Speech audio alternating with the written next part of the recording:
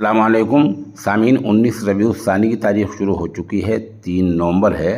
خبر کا عنوان ہے دہشت گردانہ حملے میں 14 فوجی نوجوان مارے گئے ہیں۔ یہ حملہ پڑوسی ملک پاکستان میں ہوا ہے۔ خبر تھوڑی اور تفصیل سے سنیے۔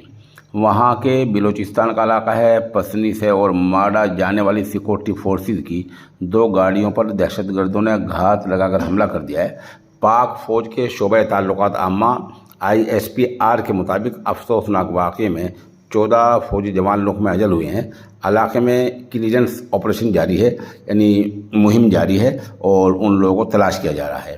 ISPR کا کہنا ہے کہ گھناؤنے فعل میں ملوث افراد کو، یعنی جن لوگوں نے یہ کام کیا ہے، ان کو انصاف کے کٹہرے میں لایا جائے گا۔